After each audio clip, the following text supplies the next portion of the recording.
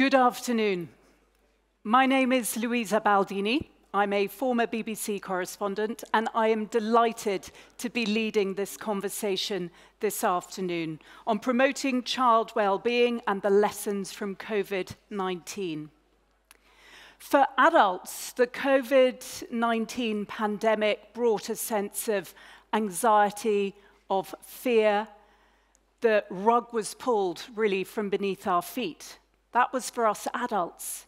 For children, their world really closed in on them when they were just, many of them, beginning to experience the world. And that may have long-term psychosocial and mental health implications for them, with evidence showing that children and adolescents experienced anxiety, depression, and stress, all prompted by COVID-19. So in this panel, we will be reviewing existing evidence about the impact of the COVID-19 pandemic on the mental health and well-being of children and adolescents. And it will highlight the efforts that Qatar and other countries are going to mitigate and address the adverse effects of the pandemic and draw out lessons for local policymakers as well as those across the globe. So I'm now delighted to introduce our panel to you. I'd firstly like to request Professor Mohammed Waqar Azim, who is inaugural chair of psychiatry and child psychiatry at Sidra Medicine here in Doha. Welcome, Professor, if you'd like to take that chair at the far end. Thank you. I'm delighted to welcome Her Highness Saida Basma Al Said, who's a mental health counselor and psychotherapist and founder of Whispers of Serenity Clinic in Oman. Welcome. We are delighted to welcome Her Excellency Toyin Saraki, World Health Organization Foundation Ambassador for Global Health and founder-president of Wellbeing Foundation Africa. Welcome. Her Excellency is an advocate for women's and children's health and empowerment in Nigeria. We also have Dr. Mohammed Talifat, Director of Therapeutic Services at the Shafala Center for Children with Special Needs. Welcome, Doctor.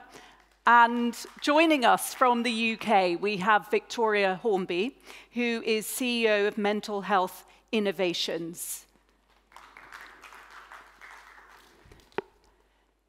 I know many of you are watching live online. Please do submit any of your questions via the app. You can type them into the chat box.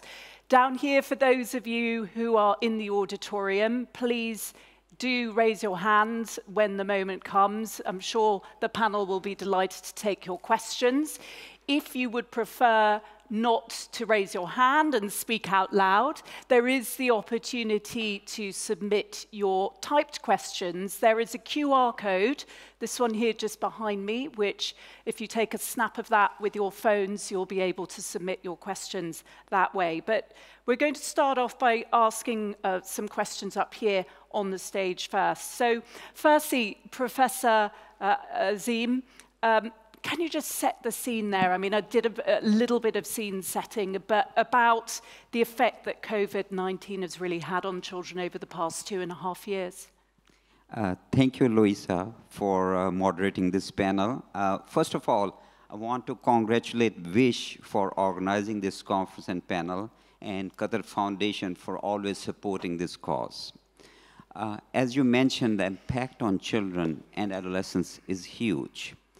As you know, with COVID-19, there was changes in lifestyle of adolescents and children, which, for example, there was online schooling, less peer activities, less extracurricular activities, and that has led to marked increase in anxiety, loneliness, sadness, and depression in pediatric population. And actually, we had a study done in Qatar for ages 7 to 13, and we saw the number of children, the percentage of anxiety was about 45%, so very high rates. Secondly, I think we should think about also in other way that a lot of our family members and friends got COVID and got sick and some died. So there was a lot of kind of traumatizing impact on children, adolescents, and the families. So that is the second aspect we should think about. Third aspect, which I think is very important, that a lot of children and adolescents around the world already have mental health issues, and they got worsened. And lastly, we have huge number, population-wise, around the globe which have intellectual disability or autism. And these kids thrive on routine. And some of these children, their behaviors, their anxiety, their routine got worsened. And as a child psychiatrist, when I look at a child or an adolescent, they are part of a family. So we can't separate them from the family. So it's not just the children, the parents, the caregivers, the impact was huge, and it impacted their mental health also. So I think that all the members of the families got impacted, and it's very unfortunate, but I think we have developed some ways how to tackle it. And would love to hear about those. Thank you so much. But firstly, Your Highness, Ms. Vasma, did you find that reflected in your work? You founded your own private mental health clinic in Oman, Whispers of Serenity. What are some of the issues that you were seeing yourselves? It's quite interesting because as therapists, we always try and teach children and their family about affection, about certainty, you're safe, self-esteem, emotional hugging, being together. In COVID, all of that was turned over. And that's a very big thing if we look at it. We were actually telling the children, don't hug each other. We were actually telling the children, you're not going to school, you're going to sit at home. And that's a place where children meet, as if say, people from their, their group, and they didn't get to see that. A lot of children started kindergarten in COVID, and they didn't get to start that. So I would say that fear was number one. I would say the uncertainty was number two.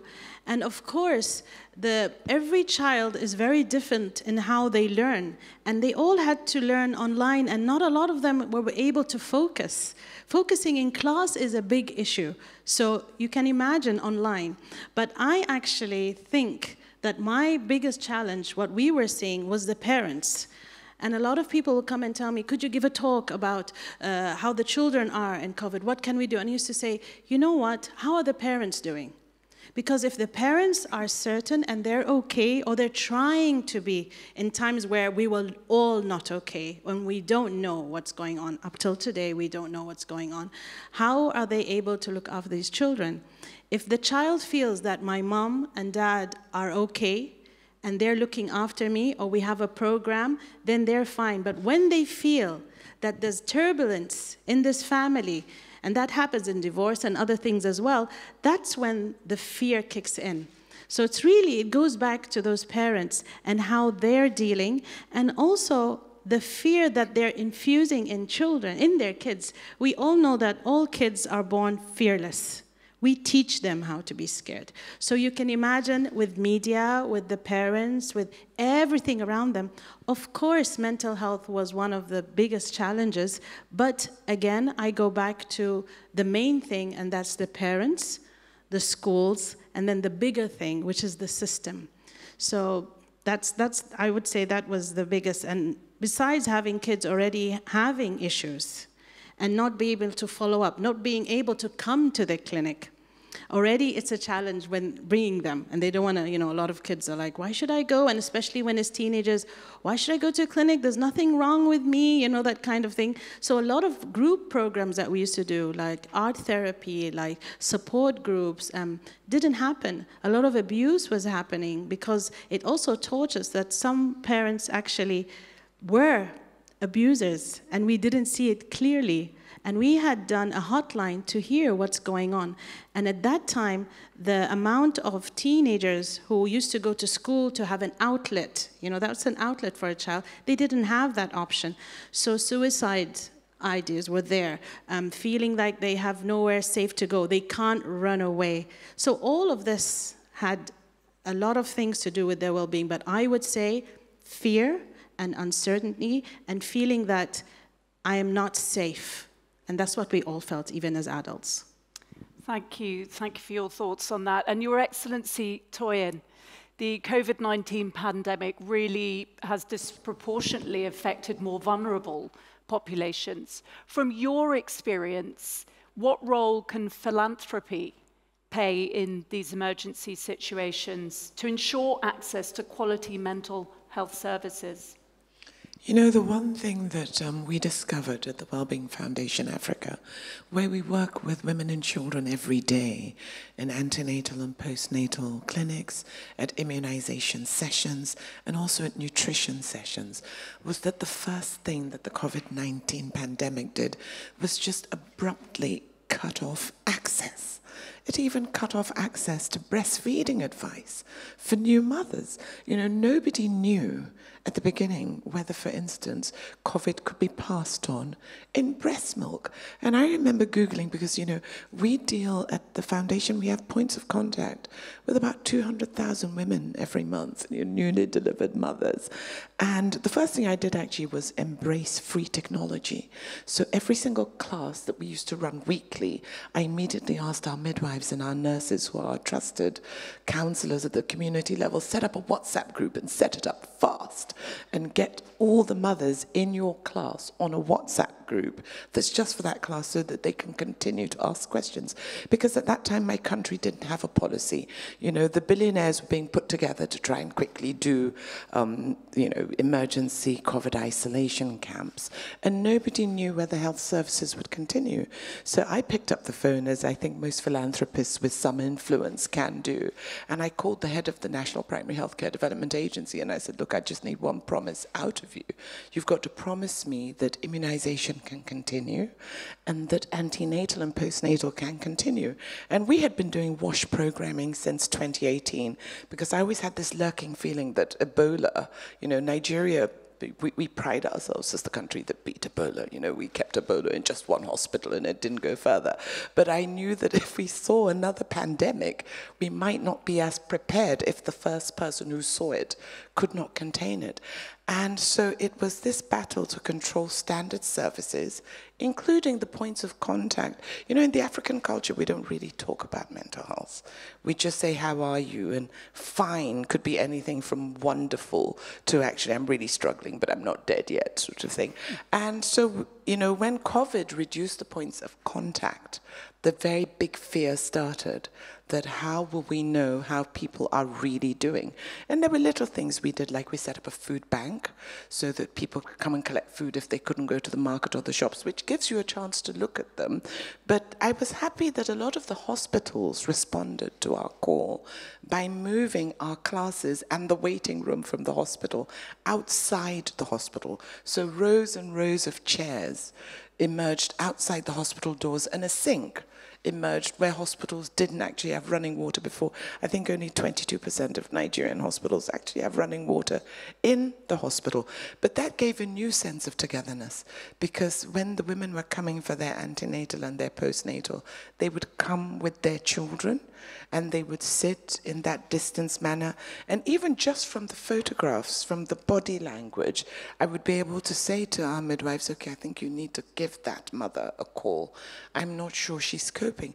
But what we didn't have a cohesive national health policy on mental health. And actually, we've got a new law in Nigeria that is still awaiting presidential assent that, first of all, will decriminalize suicide and will actually set up mental health departments officially across the country federally so that the sort of communities of practice that Qatar is putting through from the cradle, actually, I don't want to say the cradle to the grave, so I'll say the cradle to age, so that we can begin. We need that enabling legislation to be able to take the actions. But the one thing I know from Nigeria, and our statistics show it, is that if Nigeria is going to meet the SDGs, it is going to have to tackle 3 issues head on. And those 3 issues are a trisect that need to be tackled together. And they are maternal, newborn, and child health as issue 1, Oncology is issue 2, and mental health is issue 3. Our estimates show that 1 in 6 Nigerians actually has some sort of, I will call it a special need to make it more palatable to our people. But we do need to be listened to. We need the policies in place, and we need the training for the health workers and the experts that will come into contact. We need school nurse visiting programs. We're just about to start one at scale in 3 states. We're driving it through water sanitation and hygiene, but it's actually personal, social, and health education. So for the first time in Nigeria, we're putting nurses into schools who will teach the children about themselves, empower and engender them, but also be a safe space and a listening ear for those that may wish to talk. And this may be the first time that a Nigerian will be able to actually answer the question, how are you, beyond saying, oh, I managed to dodge catching malaria last week. The how are you will really be an emotional and mental question. So we're very excited and we're looking forward to that. Your Excellency, thank you so much. You brought so much colour to bringing us up to date with what's going on in Nigeria and how the situation was during the pandemic. Thank you so much. Mr. Mohammed Tolifat, the COVID-19 pandemic caused unprecedented disruption, as we've been hearing, as we know, to the education system and especially to those children with special educational needs. What is your experience at Shafala? Tell us about the situation there. Thank you, Louisa, for giving us this opportunity to talk, and thanks for our partner as well.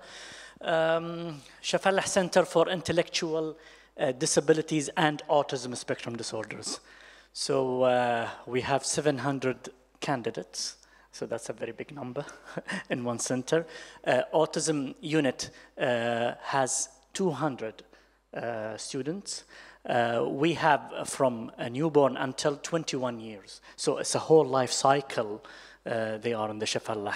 It's not only a certain time of their life. It's almost, they come from the morning until the afternoon in the same place, and then they go back you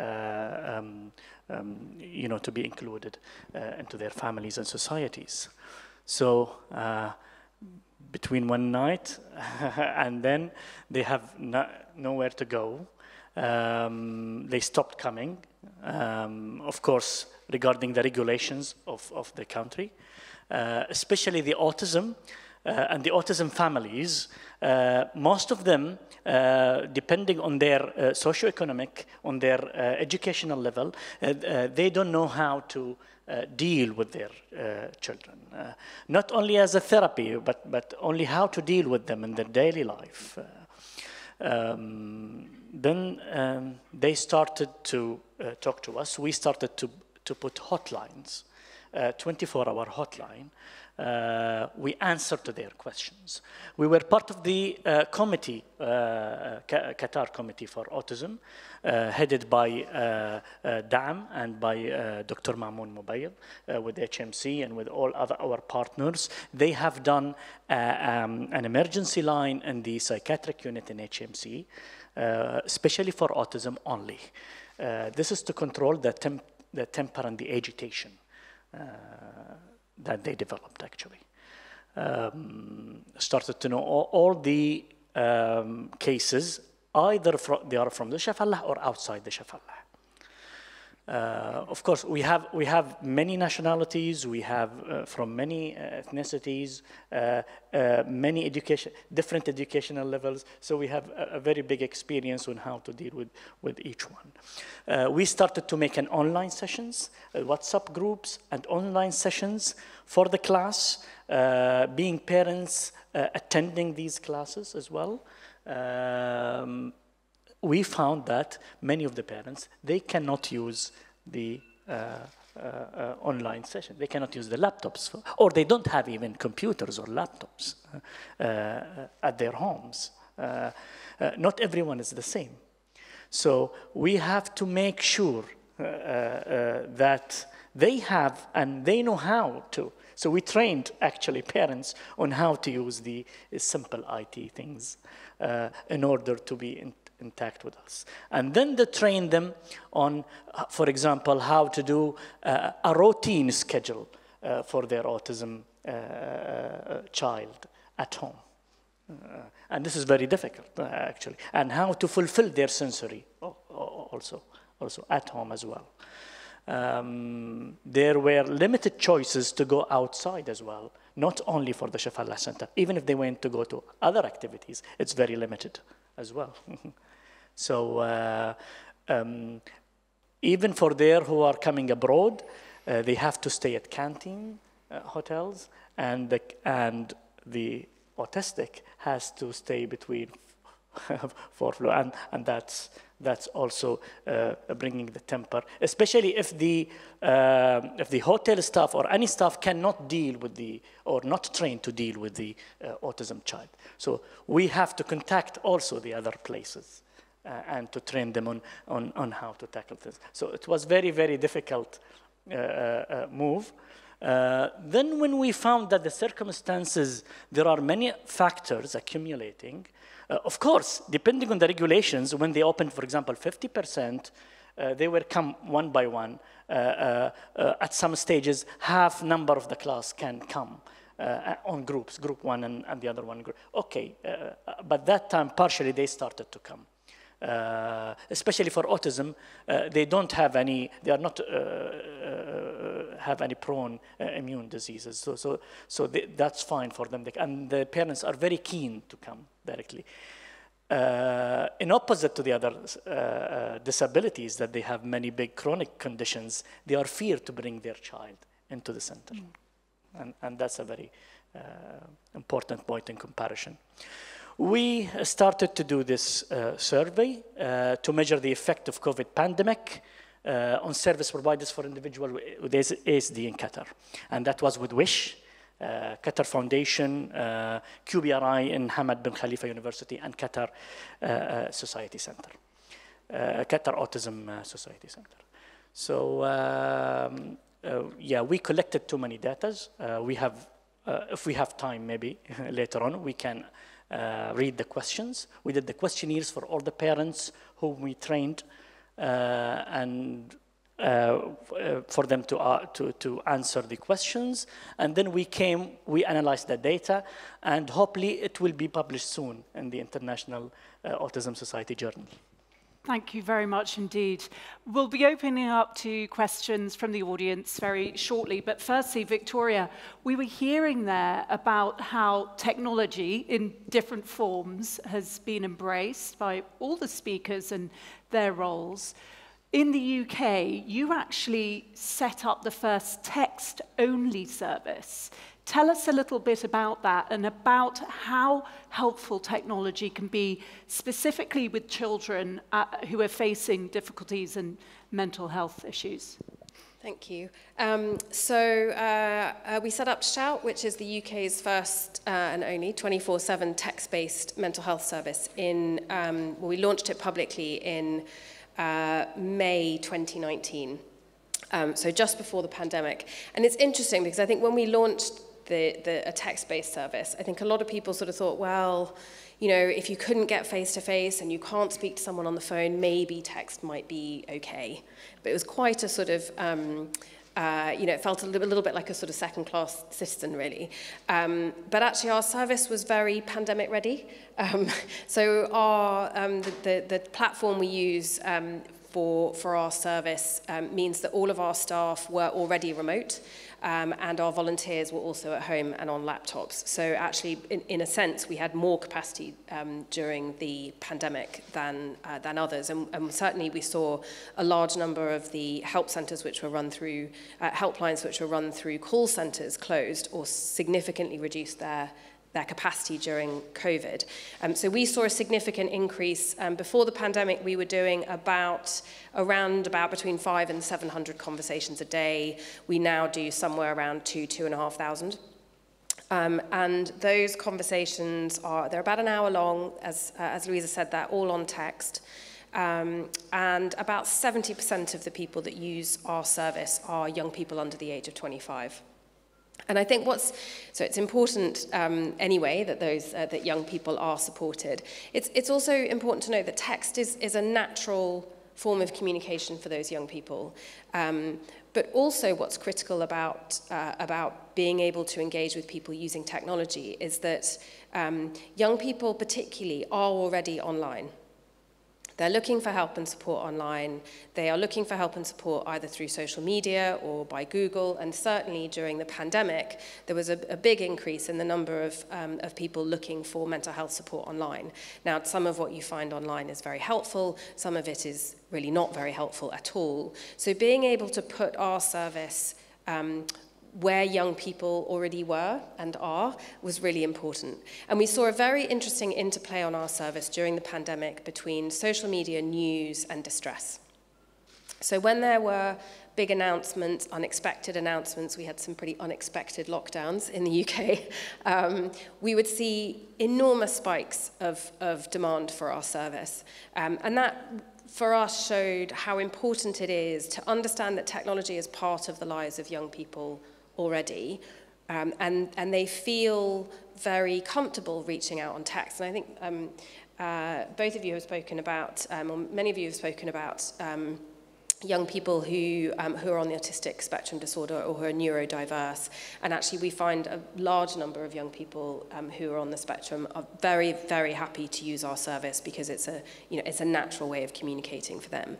So I think technology as a way of reaching many more people at scale and affordably is critical, and it's critical that we continue to invest in that. So there was a lot of investment in that during the pandemic, but it almost felt like a sort of pandemic sticking plaster. Actually, it needs to be very much the way we think about supporting people in the future. None of us have in any country the workforce we need to see people face to face. And so we do need to start thinking about how we can maximize the workforce that we have and the skills that we have and make sure that we scale those up as quickly as possible.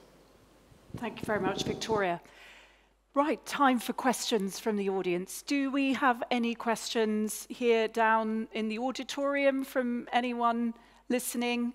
Yes, fantastic. We've got a raised hand there in the middle, the gentleman with the check shirt. Please let us know if you would like to direct your question to anyone in particular. Thank you very much. My name is Mpho Shedile from Lesotho, Immunization Advocacy Champion, Nursing Now and Sabin Vaccine Institute. My question is directed to Her Excellency from Nigeria. She highlighted that, in fact, she noted the fact that COVID-19 protocols reduced points of contacts, and that resulted in possible reduction in young child healthcare services. So my question is, the advocacy strategies that they used, or the approaches that they used to lobby government to ease the COVID-19 regulations, how did they work? What obstacles did they meet as they lobby and engage with government? The reason why I'm asking this question is that we have had reports from the WHO and UNICEF that we are facing a reduction in terms of immunizations. So that could also be a contributing factor. That is the reduction of contact points. Thank you. Thank you very much, and that's an excellent question. It was very hard to navigate how exactly even to advocate to government, because on the one hand, everybody was talking about isolation,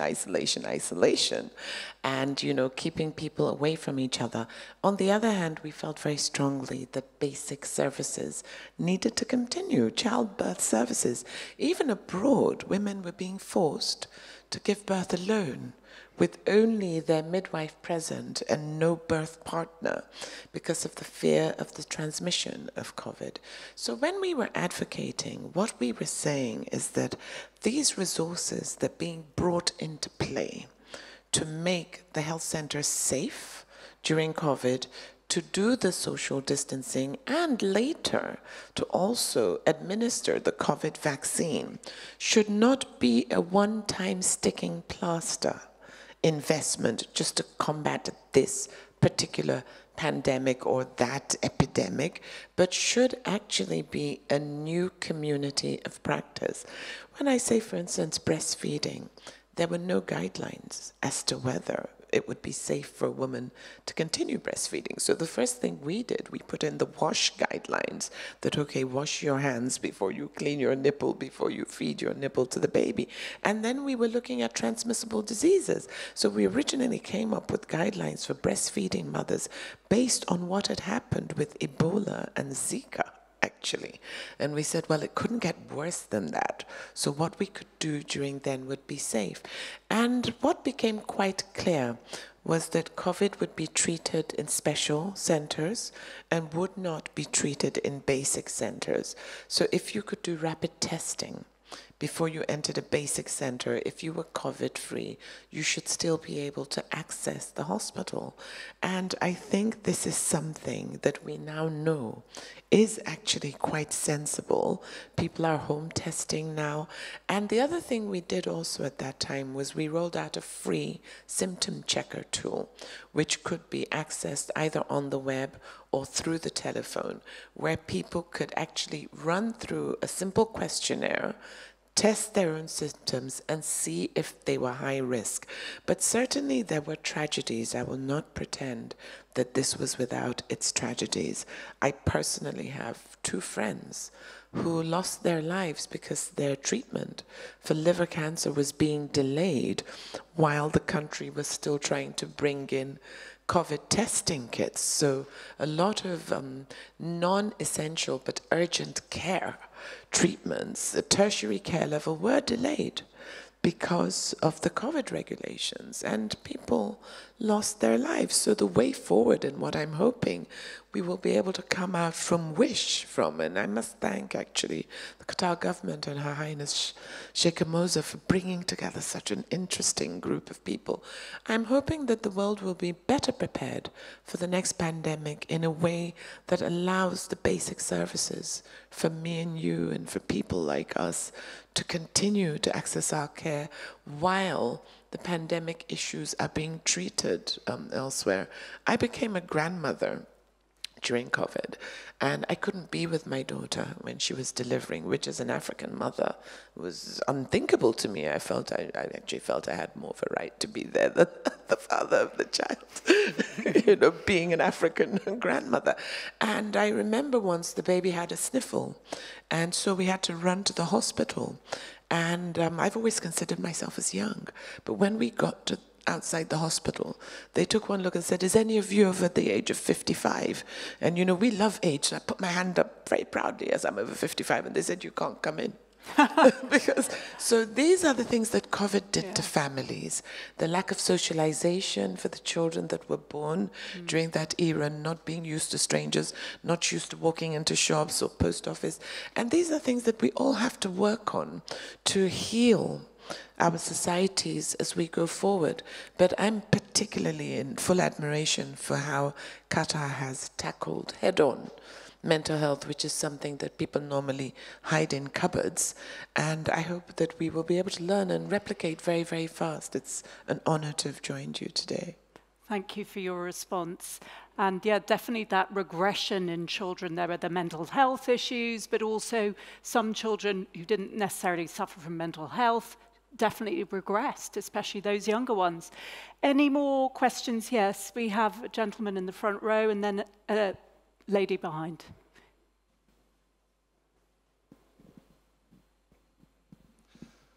Good afternoon. First of all, thank you very much to all of you for the contribution.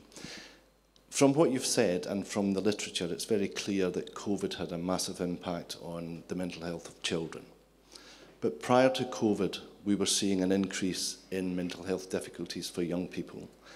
And I think as a consequence of COVID, we've made it easier for young people to seek help, not because of COVID, but as a consequence of COVID. If we were to think about one thing that we must do to safeguard the mental health of kids, what would that one thing be? Very good question. Victoria, would you like to start us off? Sure. I mean, I think the most important thing for us, I mean, speaking from in a kind of UK context, I think is most useful. I mean, I think we have to start thinking about prevention rather than treatment. We talk way too much about treatment. Children's mental health should be something that's, you know, kind of protected from a very young age. And actually, we know all the things that protect children when they're young, and we know all the things that help them to build their resilience and their strength.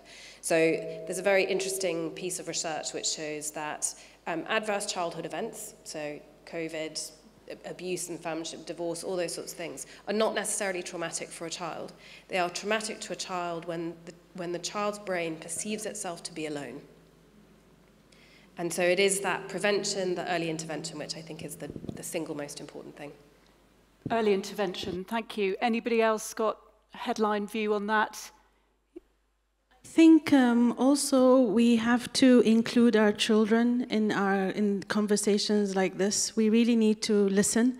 I mean, we started doing things before COVID where we would do something called Young Minds, where we would listen to them. And we actually were always thinking about how are we going to do this online thing. And from everything bad, something good comes out. We have to think that way. Throughout COVID, we had the texting system as well, which we are not a government sector, we are a private sector. We had a number which they could use. We had shifts. We also did something called Not Alone Stories, which was also on Zoom, where kids would talk about how they feel. We did a whole art gallery for mental health online. And that's how creative children are. So I think that we need to listen. And these were ideas from them. We asked them, what do you think we should do? And we just sometimes, every Saturday throughout COVID, we would have a session where we would just listen to them. They would not see us, but we were online, and they would discuss topics. And we were just there listening to them, learning from them. A lot of times we do events, we do conferences, there is no kids. There is no youth. Where are they? How are we talking? I mean, they know what to say, and maybe they're even more focused because they feel it. So all these things that we were scared about before, we actually in COVID started to use it. And it taught us a lot. And we were not only in the Sultanate Oman, only for Sultan, we also helped internationally. So we were seeing clients from abroad. We did a lot of Zoom conferences also. It taught us how to grow. But again, and maybe I said this earlier, we need to have a system where this is taught in schools nicely, creatively, from class 1 in 0 time, which is after the assembly and before class 1. Stuff like this, mindfulness. We did something called Be Kind and have gratitude. I just thought, me and my team, that we need to just look at the beginning of humanity. What was it? Was it being thankful? Was it being kind?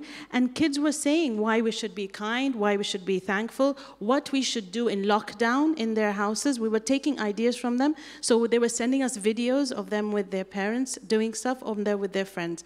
So just we need to listen, and we need to do awareness through schools.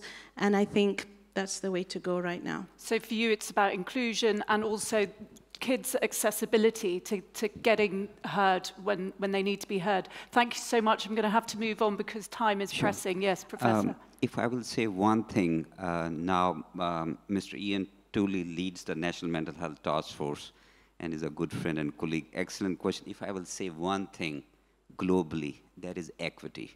Equity for mental health services, equity for vulnerable population, including children and adolescents. Financially, research-wise, workforce, advocacy. Everything needs to be equal for everybody. Thank you very much. Yeah, just a headline thought on this. My headline is that we really need to give the health workers and the teachers and the community workers specific and specialist training in how to detect and what to do when there's a mental health issue. I'd like to destigmatize mental health and just know that those are the people who people come into contact with. So hopefully we can train many more to be able to recognize and refer when necessary. I'm talking about nurses and midwives in hospitals, in schools, and in communities. Thank you so much, Mr. Oliphant. I would like to talk about if there is this is the time for any country that mental health issue is not a part of their strategy to be now the part of their strategy and to implement it soon. And this is a very, including all the service providers, including the stakeholders, including the families and the themselves as well. This is the way where, for any situation, and regardless where there is a pandemic, or there is a war, or there is a refugee, there is a mental health issue, sure. Thank you very much. Thank you. And let's take another question. Thank you. Hi there, such an interesting conversation. My name's Kat and I'm from the Prince's Trust International. Our programmes typically prepare young people for the world of work. So during the pandemic, the industries that we rely on for jobs for young people, tourism, retail, leisure, they all closed down overnight. And I think our biggest observation as a youth leading organisation was that you need to give young people a sense of purpose at that time. So many of our programs pivoted overnight to give young people that sense of challenge, even though it was online, where they may not be able to go out and interview for a job. They can certainly prepare their interview skills, they can prepare their CVs, and it was an amazing kind of response that we had from young people where they felt awakened in a world that felt like it was closing in, that actually someone was paying attention to the future, because it was something we were all scared to talk about. And I think it's just an observation that sometimes within the family, it's often hard for young people to break through and speak to parents and carers about the challenges that they're facing. And I think there's such an important role for us all to play in the community, whether we're youth workers, whether we're mentors, to reach out to these young people and to give them that voice and to kind of be that external person from the home where there are heightened sensitivities and pressures, to be that person that's a new lease of life, to kind of give them that sense of purpose. So it was more half an observation but half a question. Do you feel that we're better prepared, therefore, in the world of mental health and well-being for young people next time we're faced by such a challenge? Would you like to start? I don't think so. Because again, mental health it changes every day. I doubt, it's like when somebody says, is there a stigma? And I'll tell them, stigma isn't as bad as before. I know this for sure. And we have people who have nothing to do with mental health actually now talk about mental health, which is another problem. But there'll always be a part that's going to be a stigma, because this is very personal. The same thing with mental health. Every time brain evolves, problems happen, there's always going to be something coming. We heard today that there's going to be lots of, sadly, other things coming up, other surprises, but we need to at least have first aid in mental health. Like we have first aid in our houses, I think we need this, but I do not think that we are 100%, and I don't think that one day it will be 100%. That's my take. I mean, I think we're slightly better prepared than we were before, because I think the sort of the role that technology has to play has become much more acceptable. But I also not sure that we're planning for it, which means that we won't be ready. Good point. Thank you, Victoria. Any last questions from the audience? Yes, we'll just take one more if we could make it a quick one. Absolutely. If possible. Thank you all. I have a question for the professor. I am a teacher here in Qatar Foundation, and I'm seeing my students express the mental health issues you're discussing, such as high levels of anxiety. But another consequence I'm seeing is a high level of passivity. They like to come into the classroom and sit. And I don't have the engaged, motivated, sort of fiery students that I had pre-COVID. My question is this a temporary situation, the next 1 to 2 years of students? Is this a long-term consequence because I miss my pre-COVID students? Thank you. Excellent question. I think we work with COVID, regarding COVID and other related issues with Qatar Foundation very closely. I think it's worth mentioning we have a flagship program with the Qatar Foundation, which is called Ambassador Program. It's a little bit unrelated, but still worth mentioning, in which we work with the students to raise mental health awareness in the schools. So awareness is not raised by the counselors or teachers or the professionals, but it is by the students to the students, which I think is making a big difference. I hope, I'm not completely sure that it is short term, because we are coming back to the routine.